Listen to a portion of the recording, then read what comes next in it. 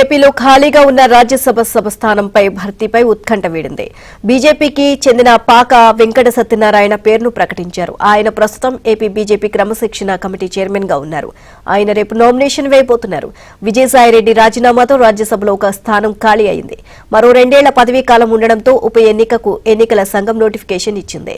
రేపు మధ్యాహ్నం నామినేషన్ గడువు ముగియనుండడంతో బీజేపీ కోర్ కమిటీ సమావేశమైంది. రాజ్యసభ అభ్యర్థిగా పాక వెంకట సత్యనారాయణ పేరు ప్రకటించారు. ఈ రోజు ఖాళీ అయినటువంటి రాజ్యసభ స్థానానికి ఆంధ్రప్రదేశ్ చెందినటువంటి నన్ను ఎంపిక చేయడం, ఒక బీసీ వర్గాల వ్యక్తిని ఫస్ట్ టైం బీజేపీ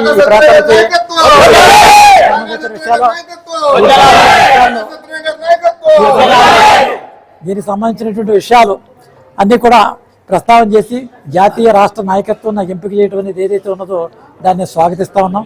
నాతో పాటు నా సామాజిక వర్గాలు వెనుకబడిన తరగతులన్నీ కూడా దీన్ని స్వాగతిస్తూ ఉన్నాయి. కాబట్టి మేము ఖచ్చితంగా ఆ పార్టీకి ఒక బలోపేతానికి రాష్ట్ర హితం కోసం, దేశ హితం కోసం మేము పనిచేస్తాం.